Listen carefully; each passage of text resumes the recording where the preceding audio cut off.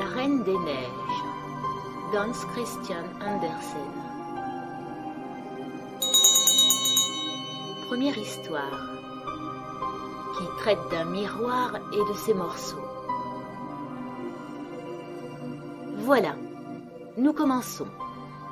Lorsque nous serons à la fin de l'histoire, nous en saurons plus que maintenant, car c'était un bien méchant sorcier, un des plus mauvais, le diable en personne. Un jour, il était de fort bonne humeur. Il avait fabriqué un miroir dont la particularité était que le bien et le beau, en se réfléchissant en lui, se réduisaient à presque rien, mais que tout ce qui ne valait rien, tout ce qui était mauvais, apparaissait nettement et empirait encore. Le plus beau paysage y devenait des épinards cuits, et les plus jolies personnes y semblaient laides à faire peur. Ou bien elles se tenaient sur la tête et n'avaient pas de ventre. Les visages étaient si déformés qu'ils n'étaient pas reconnaissables. Et si l'on avait une tache de rousseur, c'est toute la figure, le nez, la bouche, qui étaient criblés de son. Le diable trouvait ça très amusant. Lorsqu'une pensée bonne et pieuse passait dans le cerveau d'un homme, la glace ricanait et le sorcier riait de sa prodigieuse invention. Tous ceux qui allaient à l'école des sorciers, car il avait créé une école de sorciers, racontaient à la ronde que c'est un miracle qu'il avait accompli là. Pour la première fois, disait-il, on voyait comment la terre et les êtres humains sont réellement. Ils couraient de tous côtés avec leurs miroirs, et bientôt il n'y eut pas un pays, pas une personne qui n'eût été déformée là-dedans. Alors, ces apprentis sorciers voulurent voler vers le ciel lui-même, pour se moquer aussi des anges et de notre Seigneur. Plus ils volaient haut avec le miroir, plus ils ricanaient. C'est à peine s'ils pouvaient le tenir, et ils volaient de plus en plus haut, de plus en plus près de Dieu et des anges. Alors le miroir se mit à trembler si fort dans leurs mains qu'il leur échappa et tomba dans une chute vertigineuse sur la terre, où il se brisa en 1000 morceaux, que dis-je, en des millions, des milliards de morceaux. Et alors, ce miroir devint encore plus dangereux qu'auparavant. Certains morceaux n'étant pas plus grands qu'un grain de sable voltigeaient à travers le monde, et si par malheur quelques-uns les recevaient dans l'œil, le pauvre accidenté voyait les choses toutes de travers, ou bien ne voyait que ce qu'il y avait de mauvais en chaque chose. Le plus petit morceau du miroir ayant conservé le même pouvoir que le miroir tout entier. Quelques personnes eurent même la malchance qu'un petit éclat leur sautât dans le cœur, et alors c'était affreux. Le cœur devenait un bloc de glace. D'autres morceaux étaient, au contraire, si grands qu'on les employait pour faire des vitres, et il n'était pas bon dans ce cas de regarder ses amis à travers elles. D'autres petits bouts servirent à faire des lunettes. Alors tout allait encore plus mal. Si quelqu'un les mettait pour bien voir et juger d'une chose en toute équité, le malin riait à s'en faire éclater le ventre, ce qui le chatouillait agréablement. Mais ce n'était pas fini comme ça. Dans l'air volaient encore quelques parcelles du miroir. Écoutez plutôt. Deuxième histoire. Un petit garçon et une petite fille.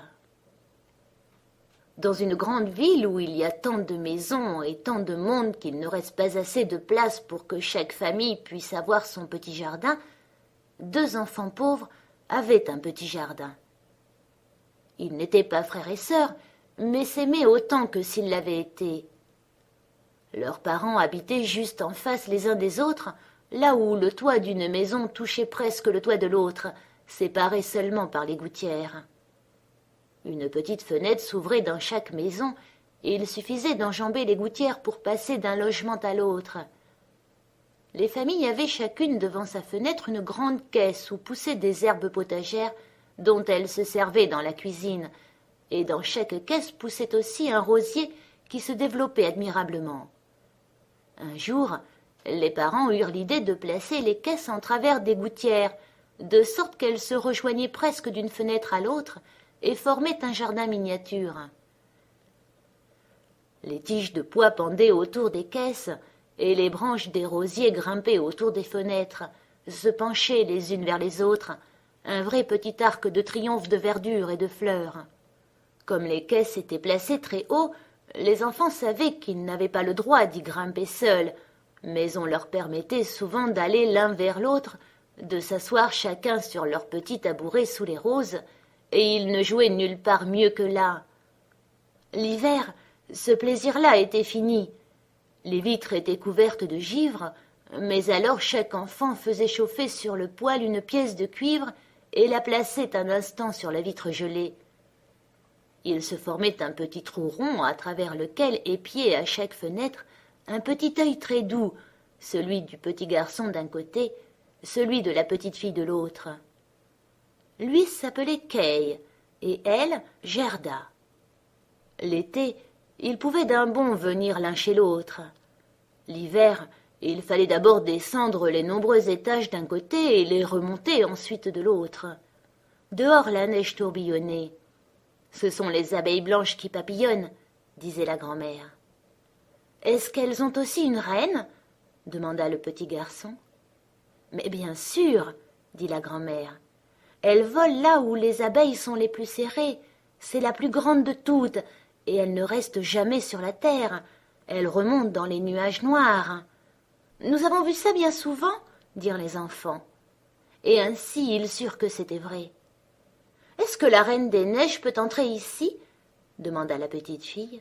« Elle n'a qu'à venir, » dit le petit garçon. « Je la mettrai sur le poêle brûlant et elle fondra aussitôt. » Le soir, le petit Kay, à moitié déshabillé, grimpa sur une chaise près de la fenêtre et regarda par le trou d'observation. Quelques flocons de neige tombaient au dehors, et l'un de ceux-ci, le plus grand, atterrit sur le rebord d'une des caisses de fleurs. Ce flocon grandit peu à peu et finit par devenir une dame vêtue du plus fin voile blanc fait de millions de flocons en forme d'étoiles. Elle était belle, si belle, faite de glace aveuglante et scintillante, et cependant vivante. Ses yeux étincelaient comme deux étoiles, mais il n'y avait en eux ni calme ni repos. Elle fit vers la fenêtre un signe de la tête et de la main. Le petit garçon, tout effrayé, sauta à bas de la chaise. Il lui sembla alors qu'un grand oiseau au dehors passait en plein vol devant la fenêtre. Le lendemain fut un jour de froid clair, puis vint le dégel et le printemps. Cet été-là, les roses fleurirent magnifiquement. Gerda avait appris un psaume où l'on parlait des roses. Cela lui faisait penser à ses propres roses, et elle chanta cet air au petit garçon que lui-même chanta avec elle. Les roses poussent dans les vallées où l'enfant Jésus vient nous parler. Les deux enfants se tenaient par la main. Ils baisaient les roses, admiraient les clairs rayons du soleil de Dieu et leur parlaient comme si Jésus était là. Quel beau jour d'été où il était si agréable d'être dehors sous les frais rosiers qui semblaient ne vouloir jamais cesser de donner des fleurs. Kay et Gerda étaient assis à regarder le livre d'images plein de bêtes et d'oiseaux. L'horloge sonnait 5 heures à la tour de l'église, quand brusquement Kay s'écria « Aïe! Quelque chose m'a piqué au cœur et une poussière m'est entrée dans l'œil. » La petite fille le prit par le cou, il cligna des yeux. Non, on ne voyait rien. « Je crois que c'est parti, » dit-il. Mais ce ne l'était pas du tout. C'était un de ces éclats du miroir ensorcelé dont nous nous souvenons, cet affreux miroir qui faisait que tout ce qui était grand et beau, réfléchi en lui, devenait petit et laid, tandis que le mal et le vil, le défaut de la moindre chose prenait une importance et une netteté accrues. Le pauvre Kay avait aussi reçu un éclat juste dans le cœur, qui serait bientôt froid comme le bloc de glace. Il ne sentait aucune douleur, mais le mal était fait. « Pourquoi pleures-tu » cria-t-il. « Tu es laide quand tu pleures. Est-ce que je me plains de quelque chose ? Oh, cette rose est dévorée par un ver. Et regarde celle-là qui pousse toute travers. Au fond, ces roses sont très laides. » Il donnait des coups de pied dans la caisse et arrachait les roses. « Mais Kay, que fais-tu là » cria la petite fille. Et lorsqu'il vit son effroi, il arracha encore une rose et rentra vite par sa fenêtre, laissant là la charmante petite Gerda. Quand par la suite elle apportait le livre d'images, Il déclarait qu'il était juste bon pour les bébés, et si grand-mère gentiment racontait des histoires, il avait toujours à redire. Parfois il marchait derrière elle, mettait des lunettes et imitait à la perfection du reste sa manière de faire. Les gens en riaient. Bientôt, il commença à parler et à marcher comme tous les gens de sa rue pour se moquer d'eux.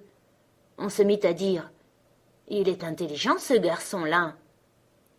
Mais c'était la poussière du miroir qu'il avait reçu dans l'œil, l'éclat qui s'était fiché dans son cœur qui était la cause de sa transformation et de ce qu'il taquinait la petite Gerda, laquelle l'aimait de toute son âme. Ses jeux changèrent complètement, ils devinrent beaucoup plus réfléchis. Un jour d'hiver, comme la neige tourbillonnait au dehors, il apporta une grande loupe, étala sa veste bleue et laissa la neige tomber dessus. « Regarde dans la loupe, Gerda, » dit-il. Chaque flocon devenait immense et ressemblait à une fleur splendide ou à une étoile à 10 côtés. Comme c'est curieux, bien plus intéressant qu'une véritable fleur, ici il n'y a aucun défaut, ce seraient des fleurs parfaites si elles ne fondaient pas. Peu après, Kay arriva portant de gros gants. Il avait son traîneau sur le dos. Il cria aux oreilles de Gerda. « J'ai la permission de faire du traîneau sur la grande place où les autres jouent. » Et le voilà parti. Sur la place, les garçons les plus hardis attachaient souvent leur traîneau à la voiture d'un paysan et se faisaient ainsi traîner un bon bout de chemin. C'était très amusant. Au milieu du jeu ce jour-là arriva un grand traîneau peint en blanc dans lequel était assise une personne enveloppée d'un manteau de fourrure blanc avec un bonnet blanc également. Ce traîneau fit 2 fois le tour de la place et Kay put y accrocher rapidement son petit traîneau. Dans la rue suivante, ils allaient de plus en plus vite. La personne qui conduisait tournait la tête, faisait un signe amical à Kay comme si elle le connaissait. Chaque fois que Kay voulait détacher son petit traîneau, cette personne faisait un signe, et Kay ne bougeait plus. Ils furent bientôt aux portes de la ville, les dépassèrent même. Alors la neige se mit à tomber si fort que le petit garçon ne voyait plus rien devant lui. Dans cette course folle, il saisit la corde qu'il attachait au grand traîneau pour se dégager, mais rien n'y fit. Son petit traîneau était solidement fixé et menait un train d'enfer derrière le grand. Alors il se mit à crier très fort, mais personne ne l'entendit. La neige le cinglait, le traîneau volait. Parfois il faisait un bond comme s'il sautait par-dessus des fossés et des mottes de terre. Kay était épouvanté. Il voulait dire sa prière et seule sa table de multiplication lui venait à l'esprit. Les flocons de neige devenaient de plus en plus grands. À la fin, on eût dit de véritables maisons blanches. Le grand traîneau fit un écart puis s'arrêta, et la personne qui le conduisait se leva. Son manteau et son bonnet n'étaient faits que de neige, et elle était une dame si grande et si mince, étincelante, la reine des neiges. « Nous en avons fait du chemin, » dit-elle. « Mais tu es glacé, viens dans ma peau d'ours. » Elle le prit près d'elle dans le grand traîneau, l'enveloppa du manteau. Il semblait à l'enfant tomber dans des gouffres de neige. « As-tu encore froid ?» demanda-t-elle en l'embrassant sur le front. Son baiser était plus glacé que la glace et lui pénétra jusqu'au cœur déjà à demi glacé. Il crut mourir, un instant seulement, après il se sentit bien, il ne remarquait plus le froid. « Mon traîneau, n'oublie pas mon traîneau !» C'est la dernière chose dont se souvint le petit garçon.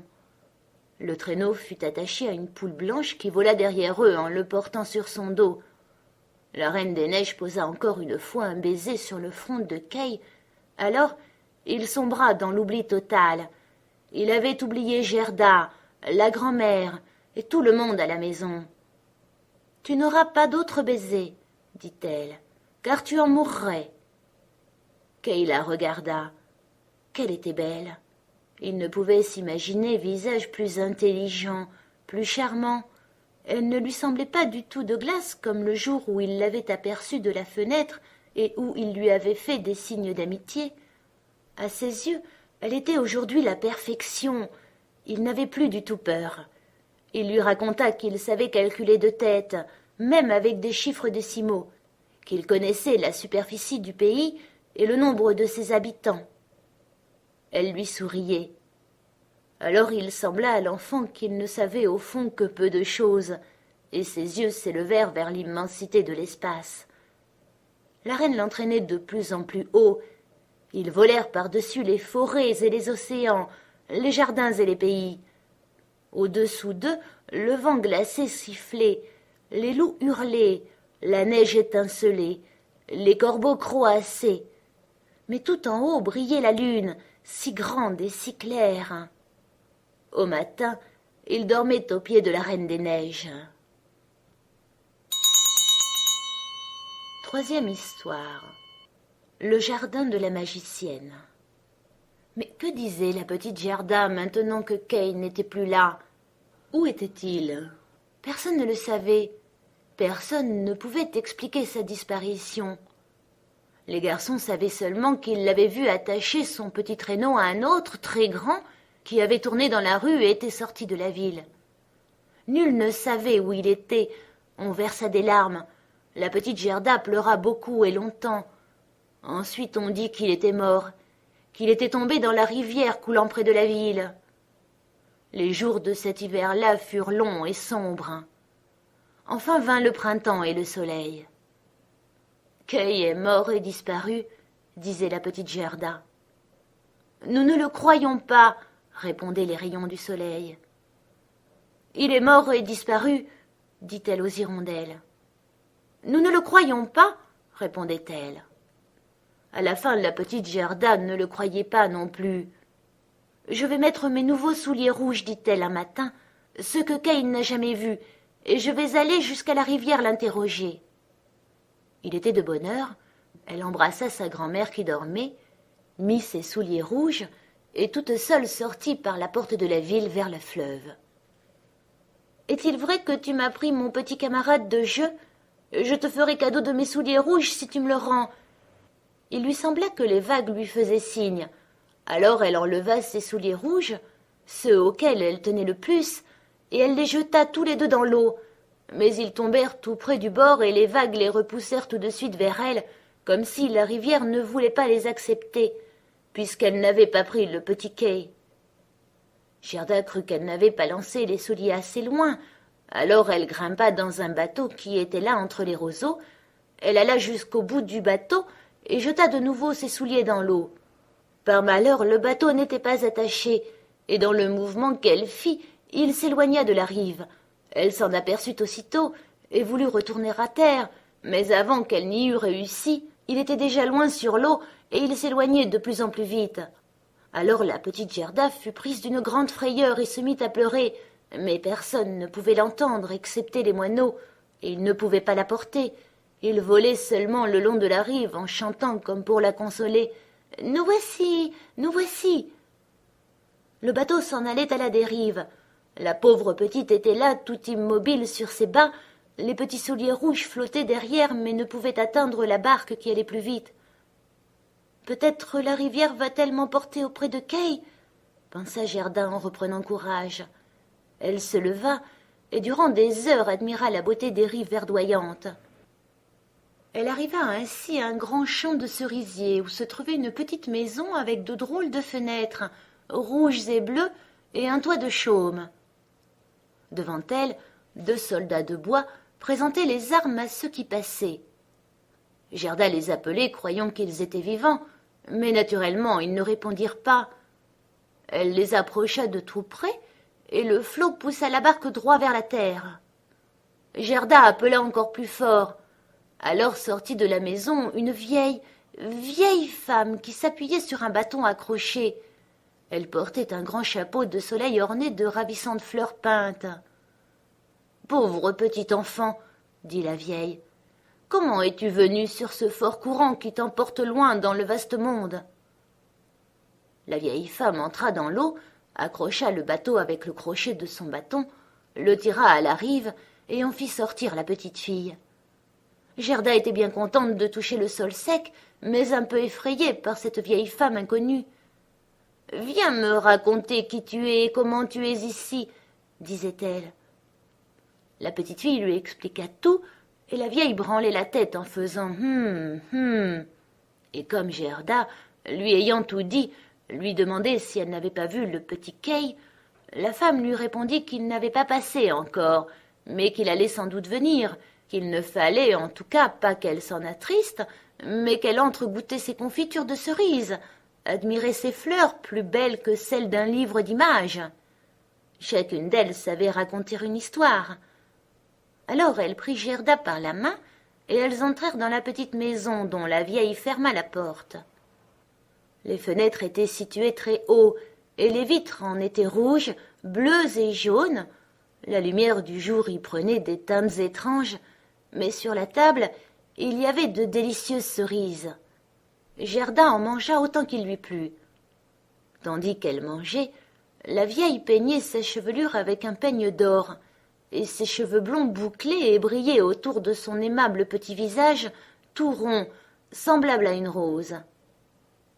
« J'avais tant envie d'avoir une si jolie petite fille, » dit la vieille. « Tu vas voir comme nous allons bien nous entendre. » À mesure qu'elle peignait les cheveux de Gerda, la petite oubliait de plus en plus son camarade de jeu, car la vieille était une magicienne, mais pas une méchante sorcière. Elle s'occupait un peu de magie comme ça, seulement pour son plaisir personnel, et elle avait très envie de garder la petite fille auprès d'elle. C'est pourquoi elle sortit dans le jardin, tendit sa canne accrochée vers tous les rosiers, et quoique chargés des fleurs les plus ravissantes, ils disparurent dans la terre noire. On ne voyait même plus où ils avaient été. La vieille femme avait peur que Gerda, en voyant les roses, ne vînt à se souvenir de son rosier à elle, de son petit camarade Kay, et qu'elle ne s'enfuit. Ensuite, elle conduisit Gerda dans le jardin fleuri. Oh, quel parfum délicieux! Toutes les fleurs et les fleurs de toutes les saisons étaient là dans leur plus belle floraison. Nul livre d'images n'aurait pu être plus varié et plus beau. Gerda sauta de plaisir et joua jusqu'au moment où le soleil descendit derrière les grands cerisiers. Alors, on la mit dans un lit délicieux, garni d'édredons de soie rouge, bourré de violettes bleues, et elle dormit et rêva comme une princesse au jour de ses noces. Le lendemain, elle joua encore parmi les fleurs dans le soleil, et les jours passèrent. Gerda connaissait toutes les fleurs par leur nom.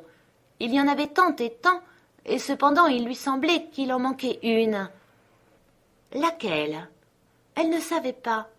Un jour, elle était là, assise, et regardait le chapeau de soleil de la vieille femme, avec les fleurs peintes, où justement la plus belle fleur était une rose. La sorcière avait tout à fait oublié de la faire disparaître de son chapeau en même temps qu'elle faisait descendre dans la terre les vraies roses. On ne pense jamais à tout. « Comment » s'écria Gerda. « Il n'y a pas une seule rose ici ?» Elle sauta au milieu de tous les parterres, chercha et chercha, mais n'en trouva aucune.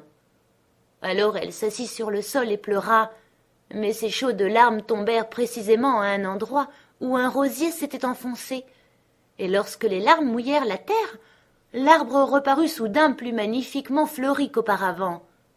Gerda l'entoura de ses bras et pensa tout d'un coup à ses propres roses de chez elle et à son petit ami Kay. « Ne savez-vous pas où il est ?» demanda-t-elle aux roses.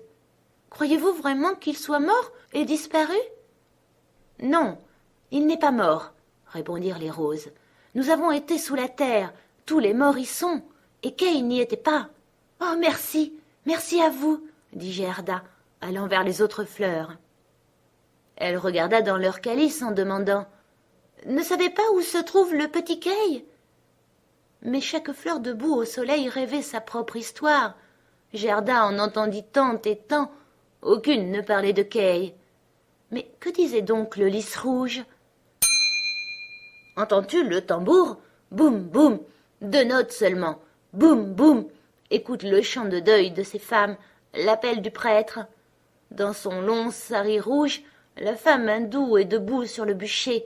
Les flammes montent autour d'elle et de son époux défunt, mais la femme hindoue pense à l'homme qui est vivant dans la foule autour d'elle, à celui dont les yeux brûlent, plus ardent que les flammes, celui dont le regard touche son cœur plus que cet incendie qui bientôt réduira son corps en cendres. La flamme du cœur peut-elle mourir dans les flammes du bûcher? Je n'y comprends rien du tout, dit la petite Gerda. C'est là mon histoire, dit le lys rouge. Et que disait le liseron? Là-bas, au bout de l'étroit sentier de montagne, est suspendu un vieux castel. Le lierre épais pousse sur les murs rongés, feuille contre feuille, jusqu'au balcon où se tient une ravissante jeune fille. Elle se penche sur la balustrade et regarde au loin sur le chemin. Aucune rose dans le branchage n'est plus fraîche que cette jeune fille. Aucune fleur de pommier que le vent arrache à l'arbre et emporte au loin n'est plus légère. Dans le froufrou de sa robe de soie, elle s'agite. « Ne vient-il pas ?»« Est-ce de Kay que tu parles ?» demanda Gerda. « Je ne parle que de ma propre histoire, de mon rêve, » répondit le liseron. « Mais que dit le petit Perce-Neige ?» Dans les arbres, cette longue planche suspendue par 2 cordes, c'est une balançoire. 2 délicieuses petites filles, les robes sont blanches, de longs rubans verts flottent à leur chapeau, y sont assises et se balancent. Le frère plus grand qu'elles se met debout sur la balançoire. Il passe un bras autour de la corde pour se tenir, il tient d'une main une petite coupe, de l'autre une pipe d'écume, et il fait des bulles de savon.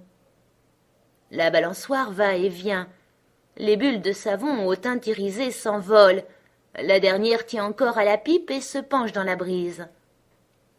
La balançoire va et vient. Le petit chien noir, aussi léger que les bulles de savon, se dresse sur ses pattes de derrière et veut aussi monter. Mais la balançoire vole, le chien tombe, il aboie, il est furieux, on rit de lui, les bulles éclatent. Voilà, une planche qui se balance, une écume qui se brise, voilà ma chanson. C'est peut-être très joli ce que tu dis là, mais tu le dis tristement, et tu ne parles pas de Kay. Que dit la Jacinthe? Il y avait 3 sœurs délicieuses, transparentes et délicates. La robe de la première était rouge, celle de la seconde bleue, celle de la troisième toute blanche. Elles dansaient en se tenant par la main près du lac si calme, au clair de lune. Elles n'étaient pas filles des elfes, mais bien enfants des hommes. L'air embaumé d'un exquis parfum, les jeunes filles disparurent dans la forêt. Le parfum devenait de plus en plus fort. 3 cercueils où étaient couchées les ravissantes filles glissaient d'un fourré de la forêt dans le lac. Les vers luisants volaient autour comme de petites lumières flottantes. Dormaient-elles, ces belles filles? Étaient-elles mortes? Le parfum des fleurs dit qu'elles sont mortes. Les cloches sonnent pour les défuntes. « Tu me rends malheureuse, » dit la petite Gerda. « Tu as un si fort parfum qui me fait penser à ces petites filles. Hélas, le petit Kay est-il vraiment mort? Les roses qui ont été sous la terre me disent que non. » Sonnèrent les clochettes des Jacinthes. « Nous ne sonnons pas pour le petit Kay, nous ne le connaissons pas. Nous chantons notre chanson, c'est la seule que nous sachions. » Gerda se tourna alors vers le bouton d'or qui brillait parmi les feuilles vertes luisant. « Tu es un vrai petit soleil, » lui dit Gerda. « Dis-moi si tu sais où je trouverai mon camarade de jeu. » Le bouton d'or brillait tant qu'il pouvait et regardait aussi la petite fille. Mais quelle chanson savait-il? On n'y parlait pas non plus de Kay. Dans une petite ferme, le soleil brillait au premier jour du printemps. Ses rayons frappaient le bas du mur blanc du voisin, et tout près poussaient les premières fleurs jaunes, or lumineux, dans ses chauds rayons. Grand-mère était assise dehors dans son fauteuil, sa petite fille, la pauvre et jolie servante rentrée d'une courte visite, elle embrassa la grand-mère. Il y avait de l'or du cœur dans ses baisers bénis, de l'or sur les lèvres, de l'or au fond de l'être, de l'or dans les claires heures du matin. Voilà ma petite histoire, dit le bouton d'or. Ma pauvre vieille grand-mère, soupira Gerda. Elle me regrette sûrement et elle s'inquiète comme elle s'inquiétait pour Kay. Mais je rentrerai bientôt et je ramènerai Kay. Cela ne sert à rien que j'interroge les fleurs. Elles ne connaissent que leurs propres chansons. Elles ne savent pas me renseigner. Elle retroussa sa petite robe pour pouvoir courir plus vite, mais le narcisse lui fit un croc en jambe au moment où elle sautait par-dessus lui. Alors elle s'arrêta, regarda la haute fleur et demanda « Sais-tu par hasard quelque chose ?» Elle se pencha très bas pour être près de lui. « Et que dit-il ?»« Je me vois moi-même, je me vois moi-même. Oh, quel parfum je répands ! Là-haut dans la mansarde, à demi vêtue, se tient une petite danseuse, tantôt sur une jambe, tantôt sur les deux. Elle envoie promener le monde entier de son pied. Au fond, elle n'est qu'une illusion visuelle, pure imagination. Elle verse l'eau de la théière sur un morceau d'étoffe qu'elle tient à la main. C'est son corselet. La propreté est une bonne chose. La robe blanche est suspendue à la patère. Elle a aussi été lavée dans la théière et séchée sur le toit. Elle met la robe et un fichu jaune safran autour du cou pour que la robe paraisse plus blanche. La jambe en l'air, dressée sur une longue tige. C'est moi, je me vois moi-même. « Mais je m'en moque !» cria Gerda. « Pourquoi me raconter cela ?» Elle courut au bout du jardin. La porte était fermée, mais elle remua la charnière rouillée qui céda, la porte s'ouvrit. Alors la petite Gerda, sans chaussures, s'élança sur ses bas dans le monde. Elle se retourna 3 fois, mais personne ne la suivait. À la fin, lasse de courir, elle s'assit sur une grande pierre. Lorsqu'elle regarda autour d'elle, elle vit que l'été était passé. On était très avancé dans l'automne, ce qu'on ne remarquait pas du tout dans le jardin enchanté où il y avait toujours du soleil et toutes les fleurs de toutes les saisons. « Mon Dieu, que j'ai perdu du temps !» s'écria la petite Gerda. « Voilà que nous sommes en automne et je n'ai pas le droit de me reposer. » Elle se leva et repartit, comme ses petits pieds étaient endoloris et fatigués. Autour d'elle, tout était froid et hostile. Les longues feuilles du saule étaient toutes jaunes, et le brouillard s'égouttait d'elles. Une feuille après l'autre tombait à terre. Seul le prunelier avait des fruits âcres à vous en resserrer toutes les gencives. Oh, que tout était gris et lourd dans le vaste monde. 4e histoire. Prince et princesse. Encore une fois, Gerda dut se reposer. Elle s'assit.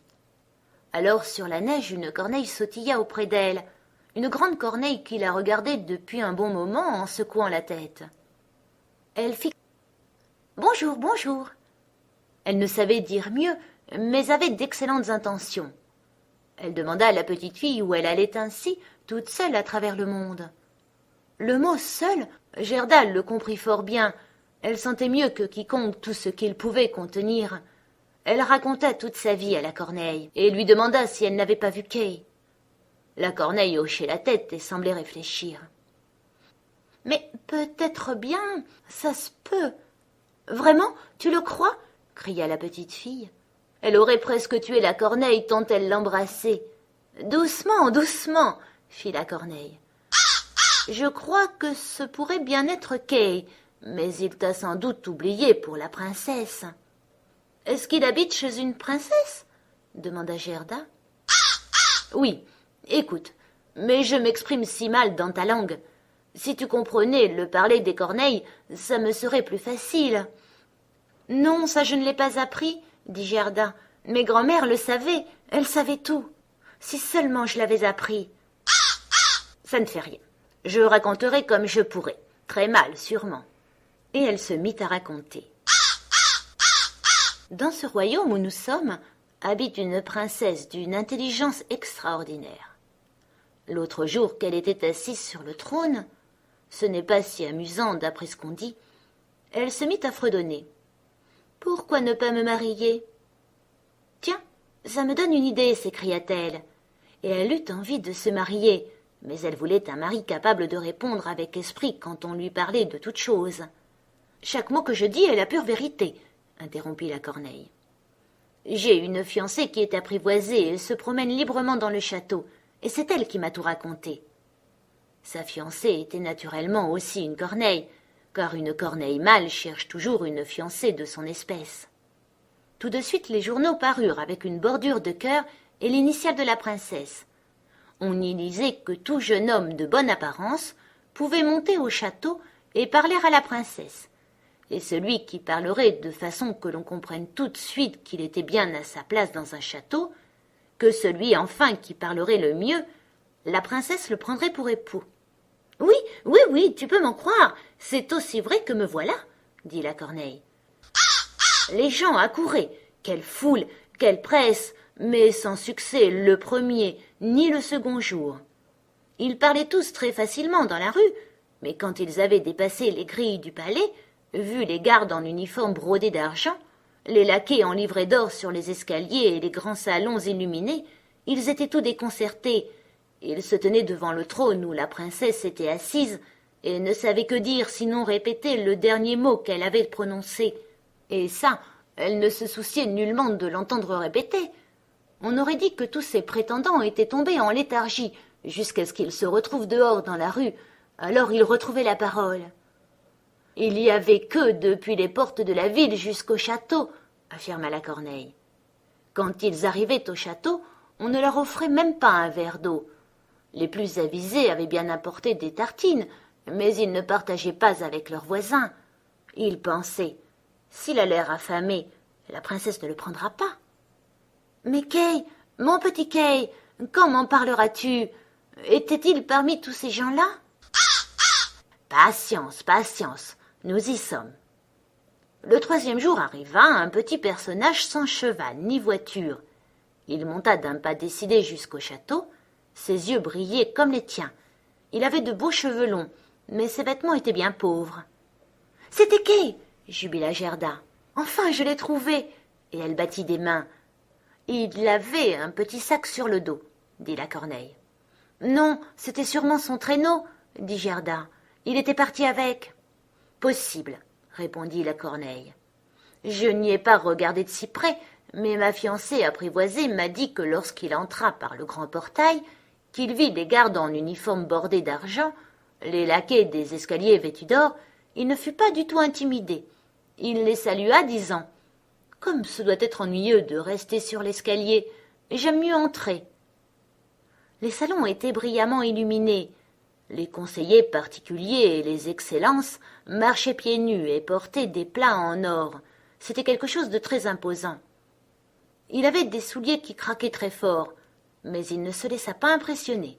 « C'est sûrement Kay, » dit Gerda. « Je sais qu'il avait des souliers neufs, et je les entendais craquer dans la chambre de grand-mère. » Mais plein d'assurance, il s'avança jusque devant la princesse qui était assise sur une perle grande comme une roue de rouet.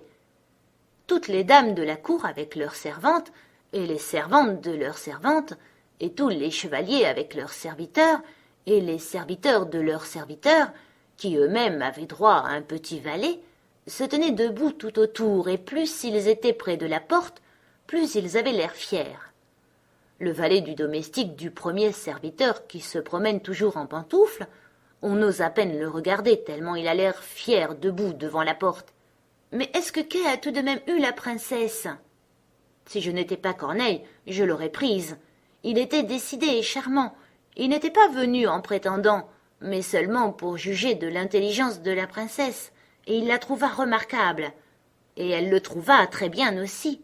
« C'était lui, c'était Kay !» s'écria Gerda. « Il était si intelligent, et il savait calculer de tête, même avec les chiffres de 6 mots. Oh, conduis-moi au château. »« C'est vite dit, » repartit la corneille. « Mais comment? J'en parlerai à ma fiancée apprivoisée. Elle saura nous conseiller, car il faut bien que je te dise qu'une petite fille comme toi ne peut pas entrer là régulièrement. »« Si, j'irai, » dit Gerda. « Quand Kay entendra que je suis là, il sortira tout de suite pour venir me chercher. Attends-moi là, près de l'escalier. » Elle secoua la tête et s'envola. Il faisait nuit lorsque la corneille revint. « fit-elle. « Ma fiancée te fait dire 1000 choses, et voici pour toi un petit pain qu'elle a pris à la cuisine. Ils ont assez de pain là-dedans, et tu dois avoir faim. Il est impossible que tu entres au château. Tu n'as pas de chaussures. Les gardes en argent et les laquais en or ne le permettraient pas. Mais ne pleure pas. Tu vas pouvoir tout de même y aller. Ma fiancée connaît un petit escalier dérobé qui conduit à la chambre à coucher, et elle sait où elle peut en prendre la clé. » Alors la corneille et Gerda s'en allèrent dans le jardin, dans les grandes allées où les feuilles tombaient l'une après l'autre, puis au château où les lumières s'éteignaient l'une après l'autre, et la corneille conduisit Gerda jusqu'à une petite porte de derrière qui était entrebâillée. Oh, comme le cœur de Gerda battait d'inquiétude et de désir, comme si elle faisait quelque chose de mal, et pourtant elle voulait seulement savoir s'il s'agissait bien de Kay. Oui, ce ne pouvait être que lui. Elle pensait si intensément à ses yeux intelligents, à ses longs cheveux. Elle le voyait vraiment sourire comme lorsqu'ils étaient à la maison sous les roses. Il serait sûrement content de la voir, de savoir quel long chemin elle avait fait pour le trouver. Les voilà dans l'escalier où brûlait une petite lampe sur un buffet. Au milieu du parquet se tenait la corneille apprivoisée qui tournait la tête de tous les côtés et considérait Gerda, laquelle fit une révérence comme grand-mère le lui avait appris. « Ma fiancée m'a dit tant de bien de vous, ma petite demoiselle, » dit la corneille apprivoisée. « Du reste, votre curriculum vitae, comme on dit, est si touchant. Voulez-vous tenir la lampe? Je marcherai devant. Nous irons tout droit. Ici, nous ne rencontrerons personne. »« Il me semble que quelqu'un marche juste derrière nous, » dit Gerda. Quelque chose passa près d'elle en bruissant sur les murs glissés des ombres. Chevaux en crinière flottante et aux jambes fines, jeunes chasseurs, cavaliers et cavalières. « Rêve que tout cela, » dit la corneille. « Ils viennent seulement orienter vers la chasse les rêves de nos princes. Nous pourrons d'autant mieux les contempler dans leur lit. Mais autre chose, si vous entrez en grâce et prenez de l'importance ici, vous montrerez-vous reconnaissante ?»« Ne parlons pas de ça, » dit la corneille de la forêt. Ils entrèrent dans la première salle tendue de satin rose à grandes fleurs. Les rêves les avaient dépassés et couraient si vite que Gerda ne put apercevoir les hauts personnages. Les salles se succédaient l'une plus belle que l'autre, on en était impressionné, et ils arrivèrent à la chambre à coucher. Le plafond ressemblait à un grand palmier aux feuilles de verre précieux, et au milieu du parquet se trouvaient accrochés à une tige d'or 2 lits qui ressemblaient à des lits. L'un était blanc, et la princesse y était couchée, l'autre était rouge, et c'est dans celui-là que Gerda devait chercher le petit Kay. Elle écarta quelques pétales rouges et aperçut une nuque brune. « Oh, c'est Kay !» cria-t-elle tout haut en élevant la lampe vers lui. Les rêves à cheval bruissaient dans la chambre. Il s'éveilla, tourna la tête vers elle. Et ce n'était pas le petit Kay. Le prince ne lui ressemblait que par la nuque, mais il était jeune et beau. Alors la petite Gerda se mit à pleurer. Elle raconta toute son histoire et ce que les corneilles avaient fait pour l'aider. « Pauvre petite !» s'exclamèrent le prince et la princesse. Ils louèrent grandement les corneilles, déclarant qu'ils n'étaient pas du tout fâchés, mais qu'elles ne devaient tout de même pas recommencer. Cependant, ils voulaient leur donner une récompense. « Voulez-vous voler librement ?» demanda la princesse. « Ou voulez-vous avoir la charge de corneille de la cour ayant droit à tous les déchets de la cuisine ?» Les 2 corneilles firent la révérence et demandèrent une charge fixe. Elles pensaient à leur vieillesse et qu'il est toujours bon d'avoir quelque chose de sûr pour ces vieux jours. La princesse se leva de son lit et permit à Gerda d'y dormir. Il ne pouvait vraiment faire plus. Elle joignit ses petites mains et pensa « Comme il y a des êtres humains et aussi des animaux qui sont bons !» Là-dessus, elle ferma les yeux et s'endormit délicieusement. Tous les rêves voltigèrent à nouveau autour d'elle. Cette fois, ils avaient l'air d'anges du bon Dieu. Ils portaient un petit traîneau sur lequel était assis Kay qui saluait. Mais tout ceci n'était que rêve, et disparut dès qu'elle s'éveilla. Le lendemain, on la vêtit de la tête aux pieds de soie et de velours.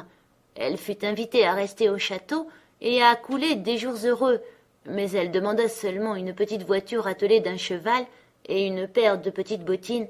Elle voulait repartir de par le monde pour retrouver Kay.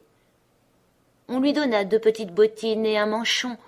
On l'habilla à ravir, et au moment de partir, un carrosse d'or pur attendait devant la porte. La corneille de la forêt, mariée maintenant, les accompagna pendant 3 lieues, assise à côté de la petite fille car elle ne pouvait supporter de rouler à reculons. La 2e corneille, debout à la porte, battait des ailes, souffrant d'un grand mal de tête pour avoir trop mangé depuis qu'elle avait obtenu un poste fixe. Elle ne pouvait les accompagner. Le carrosse était bourré de craquelins sucrés, de fruits et de pain d'épices. « Adieu, adieu !» criaient le prince et la princesse. Gerda pleurait, la corneille pleurait. Les premières lieues passèrent ainsi, puis la corneille fit aussi ses adieux, et ce fut la plus dure séparation. Elle s'envola dans un arbre et battit de ses ailes noires aussi longtemps que fut en vue la voiture qui rayonnait comme le soleil lui-même. 5e histoire. La petite fille des brigands. On roulait à travers la sombre forêt et le carrosse luisait comme un flambeau. Des brigands qui se trouvaient là en eurent les yeux blessés. Ils ne pouvaient le supporter. « De l'or, de l'or !» criaient-ils. S'élançant à la tête des chevaux, ils massacrèrent les petits postillons, le cocher et les valets, et tirèrent la petite Gerda hors de la voiture. « Elle est grassouillette, elle est mignonne et nourrie d'amandes, » dit la vieille brigande qui avait une longue barbe broussailleuse et des sourcils qui lui tombaient sur les yeux. « C'est joli comme un petit agneau gras, ce sera délicieux à manger. » Elle tira son grand couteau et il luisait d'une façon terrifiante. « Ah !» criait en même temps cette mégère. Sa propre petite fille qu'elle portait sur le dos et qui était sauvage et mal élevée à souhait, venait de la mordre à l'oreille. « Sale petite !» fit la mère. Elle n'eut pas le temps de tuer Gerda.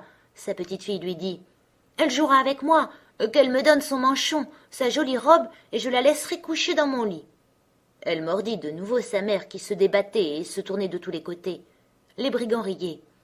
« Voyez comme elle danse avec sa petite. »« Je veux monter dans le carrosse, » dit la petite fille des brigands. Et il fallut en passer par où elle voulait. Elle était si gâtée, si difficile. Elle s'assit auprès de Gerda et la voiture repartit par-dessus les souches et les broussailles, plus profondément encore dans la forêt. La fille des brigands était de la taille de Gerda, mais plus forte, plus large d'épaules. Elle avait le teint sombre et des yeux noirs presque tristes. Elle prit Gerda par la taille, disant « Ils ne te tueront pas tant que je ne serai pas fâchée avec toi. Tu es sûrement une princesse ?»« Non, » répondit Gerda. Et elle lui raconta tout ce qui lui était arrivé et combien elle aimait le petit Kay. La fille des brigands la regardait d'un air sérieux.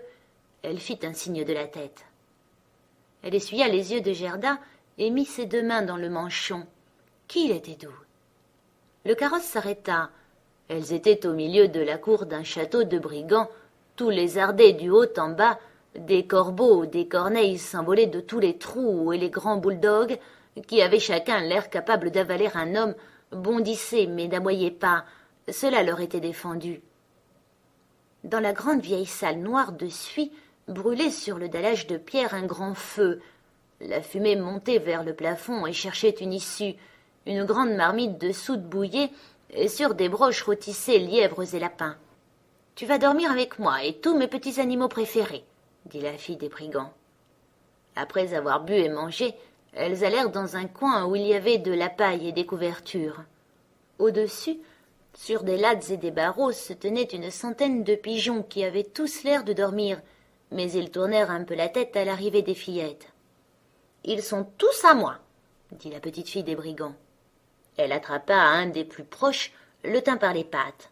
« Embrasse-le » cria-t-elle en le claquant à la figure de Gerda. « Et voilà toutes les canailles de la forêt » continua-t-elle en montrant une quantité de barreaux masquant un trou très haut dans le mur.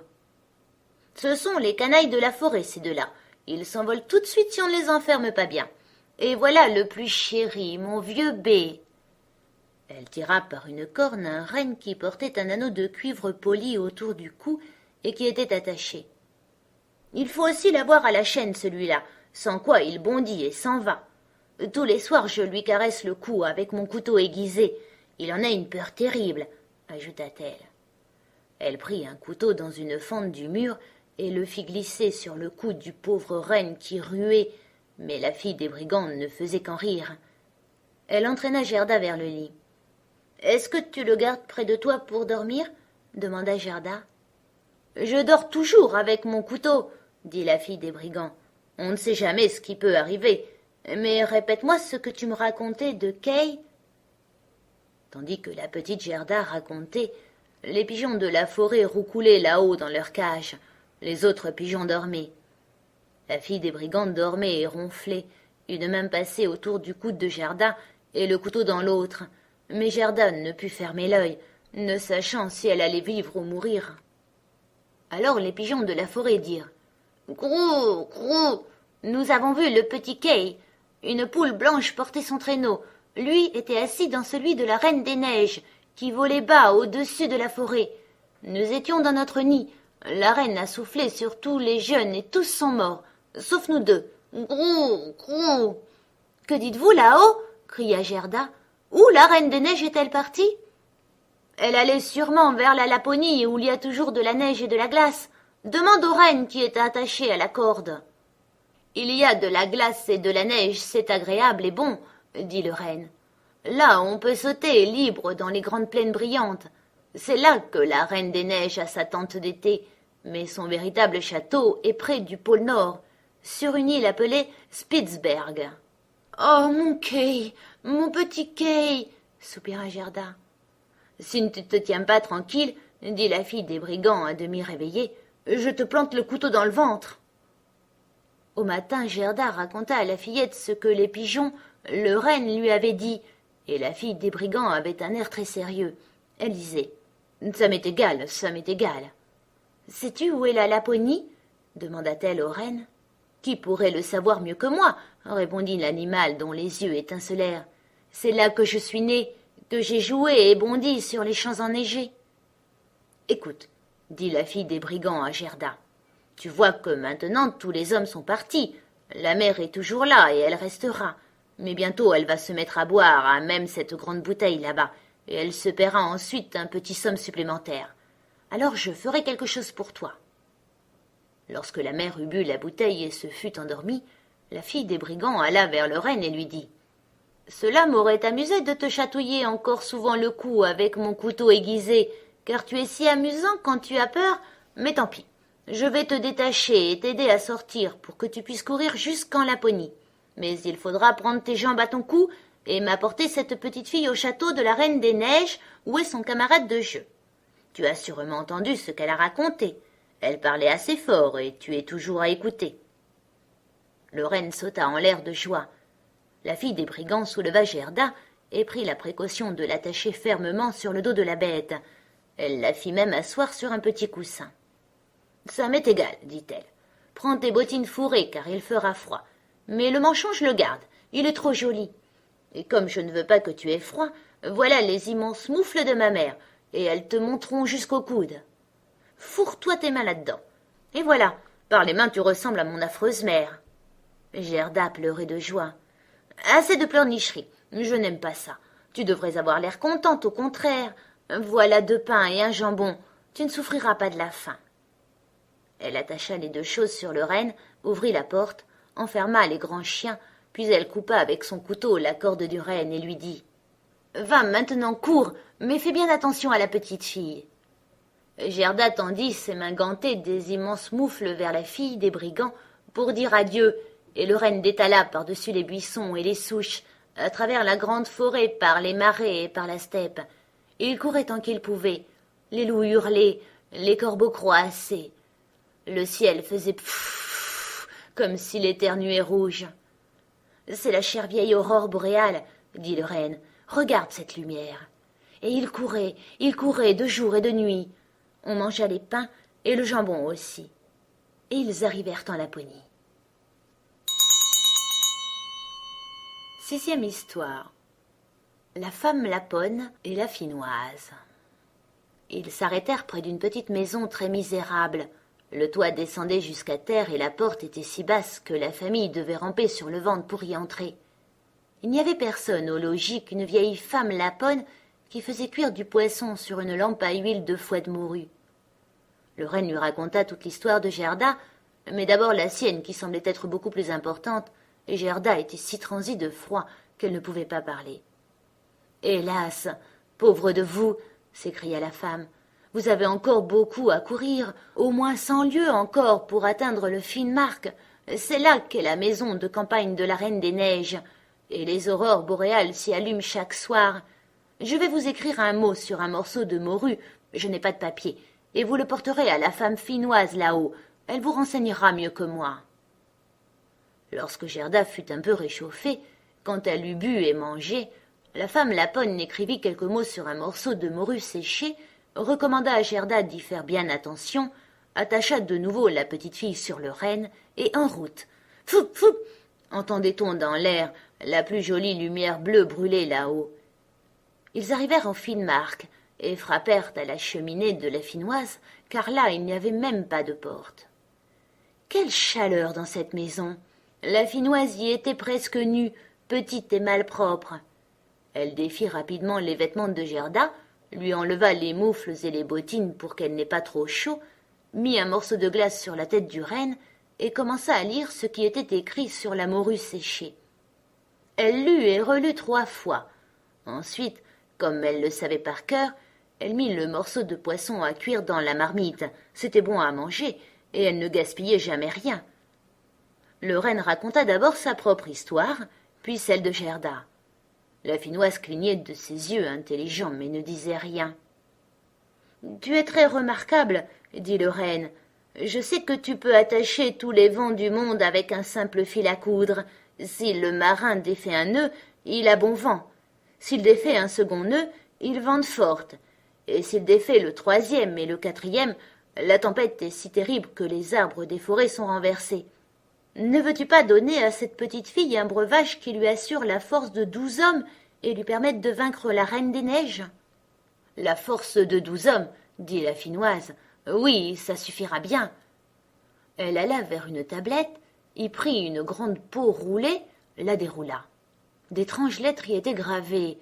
La Finnoise les lisait et des gouttes de sueur tombaient de son front. Le renne la pria encore si fort pour Gerda, et la petite la regarda avec des yeux si suppliants, si pleins de larmes, que la Finnoise se remit à cligner des siens. Elle attira le renne dans un coin et lui murmura quelque chose tout en lui mettant de la glace fraîche sur la tête. « Le petit Kay est en effet chez la Reine des Neiges, et il y est parfaitement heureux. Il pense qu'il se trouve là dans le lieu le meilleur du monde. Mais tout ceci vient de ce qu'il a reçu un éclat de verre dans le cœur et une poussière de verre dans l'œil. Il faut que ce verre soit extirpé, sinon il ne deviendra jamais un homme, et la Reine des Neiges conservera son pouvoir sur lui. Mais ne peux-tu faire prendre à Gerda un breuvage qui lui donnerait un pouvoir magique sur tout cela ? Je ne peux pas lui donner un pouvoir plus grand que celui qu'elle a déjà. Ne vois-tu pas comme il est grand ? Ne vois-tu pas comme les hommes et les animaux sont forcés de la servir ? Comment, pieds nus, elle a réussi à parcourir le monde ?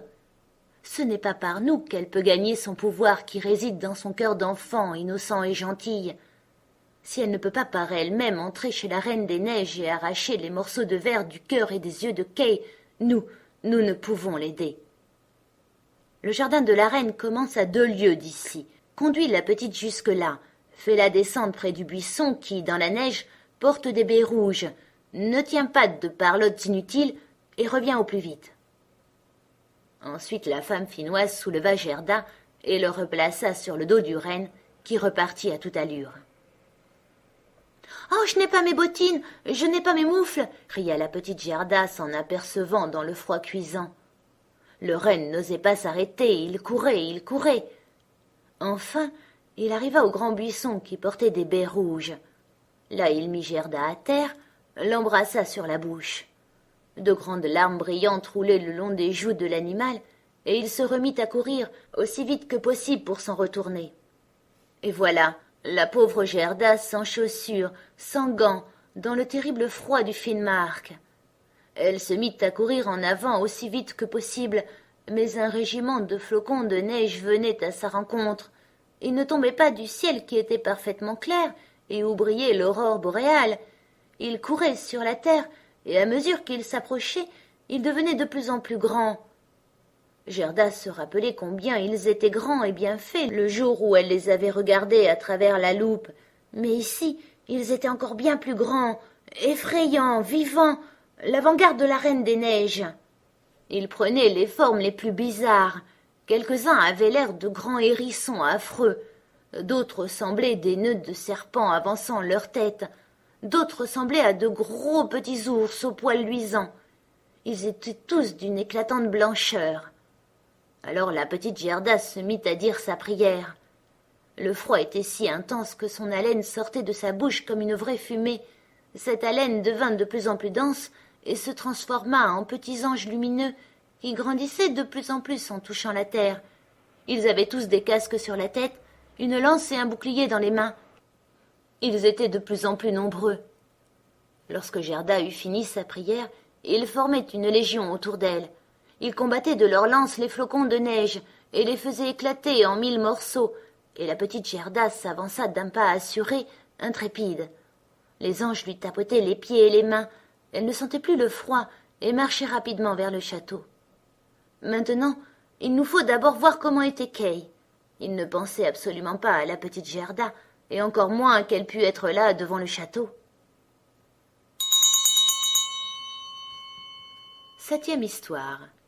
Ce qui s'était passé au château de la Reine des Neiges et ce qui eut lieu par la suite. Les murs du château étaient faits de neige pulvérisée, les fenêtres et les portes de vent coupant. Il y avait plus de 100 salles formées par des tourbillons de neige. La plus grande s'étendait sur plusieurs lieues, toutes étaient éclairées de magnifiques aurores boréales. Elles étaient grandes, vides, glacialement froides et étincelantes. Aucune gaieté ici, pas le plus petit bal d'ours où le vent aurait pu souffler, et les ours blancs marchaient sur leurs pattes de derrière en prenant des airs distingués. Pas la moindre partie de cartes amenant des disputes et des coups, pas la moindre invitation au café de ces demoiselles, les renardes blanches. Les salons de la Reine des Neiges étaient vides, grands et glacés. Les aurores boréales luisaient si vivement et si exactement que l'on pouvait prévoir le moment où elles seraient à leur apogée et celui où, au contraire, elles seraient à leur décrue la plus marquée. Au milieu de ces salles neigeuses, vides et sans fin, il y avait un lac gelé dont la glace était brisée en 1000 morceaux, mais en morceaux si identiques les uns aux autres que c'était une véritable merveille. Au centre trônait la Reine des Neiges quand elle était à la maison. Elle disait qu'elle siégerait là sur le miroir de la raison, l'unique et le meilleur au monde. Le petit quai était bleu de froid, même presque noir, mais il ne le remarquait pas. Un baiser de la reine lui avait enlevé la possibilité de sentir le frisson du froid, et son cœur était un bloc de glace, ou tout comme. Il cherchait à droite et à gauche quelques morceaux de glace plats et coupants qu'il disposait de 1000 manières. Il voulait obtenir quelque chose comme nous autres lorsque nous voulons obtenir une image en assemblant de petites plaques de bois découpées, ce que nous appelons jeu chinois ou puzzle. Lui aussi voulait former des figures, et les plus compliquées, ce qu'il appelait le jeu de glace de la raison, qui prenait à ses yeux une très grande importance, par suite de l'éclat de verre qu'il avait dans l'œil. Il formait avec ces morceaux de glace un mot, mais n'arrivait jamais à obtenir le mot exact qu'il aurait voulu, le mot éternité. La Reine des Neiges lui avait dit « Si tu arrives à former ce mot, tu deviendras ton propre maître. Je t'offrirai le monde entier et une paire de nouveaux patins. » Mais il n'y arrivait pas. « Maintenant, je vais m'envoler vers les pays chauds, » dit la reine. « Je veux jeter un coup d'œil dans les marmites noires. » Elle parlait des volcans qui crachent le feu, l'Etna et le Vésuve. « Je vais les blanchir. Un peu de neige, cela fait partie du voyage et fait très bon effet sur les citronniers et la vigne. » Elle s'envola, et Kay resta seul dans les immenses salles vides. Il regardait les morceaux de glace et réfléchissait. Il réfléchissait si intensément que tout craquait en lui, assis là, raide, immobile. On aurait pu le croire mort, gelé. Et c'est à ce moment que la petite Gerda entra dans le château par le grand portail fait de vent aigu. Elle récita sa prière du soir et le vent s'apaisa comme s'il allait s'endormir. Elle entra dans la grande salle vide et glacée. Elle vit Kay, elle le reconnut, elle lui sauta au cou, le tint serré contre elle et elle criait « Kay, mon gentil petit Kay, je te retrouve enfin !» Mais lui restait immobile, raide et froid.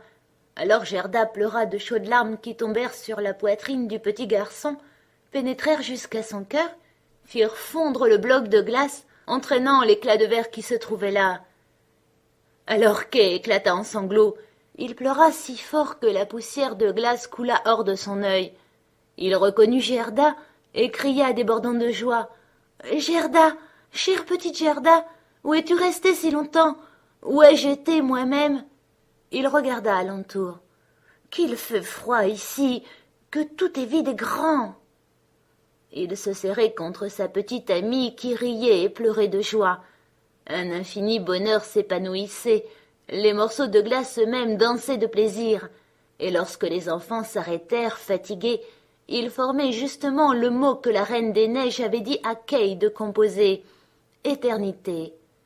Il devenait donc son propre maître, elle devait lui donner le monde et une paire de patins neufs. Gerda lui baisa les joues et elle devint rose. Elle baisa ses yeux et ils brillèrent comme les siens. Elle baisa ses mains et ses pieds et il redevint sain et fort. La Reine des Neiges pouvait rentrer. La lettre de franchise de Kay était là, écrite dans les morceaux de glace étincelants. Éternité. Alors les deux enfants se prirent par la main et sortirent du grand château. Ils parlaient de grand-mère et des rosiers sur le toit. Les vents s'apaisaient, le soleil se montrait. Ils atteignirent le buisson aux baies rouges. Le renne était là et les attendait.